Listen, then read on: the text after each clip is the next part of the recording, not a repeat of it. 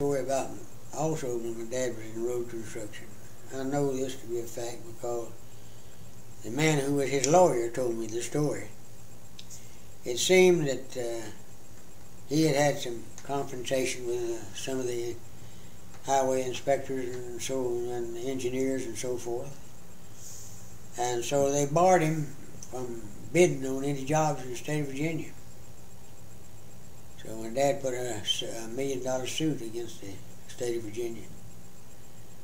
So he and his lawyer went down to Richmond to meet with Shirley, who was the head engineer for the state of Virginia, and their board.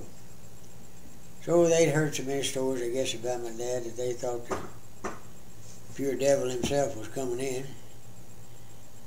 But my dad had a lot of dry humor about him. It wasn't long before he had them all in a good mood. And then he told them, he said, "Gentlemen," said,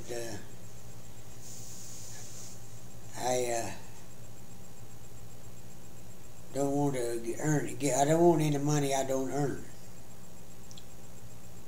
He said, if you people are willing to back up and let me bid on these jobs like anybody else, I will drop the suit.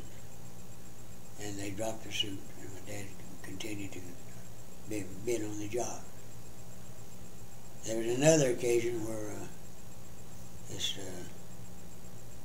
highway engineer, in an argument with my daddy, called him an SOB. My dad he was sitting in a car. My dad jerked through the window, reached through the window and got him by the tie and jerked him out through the window and then broke his jaw.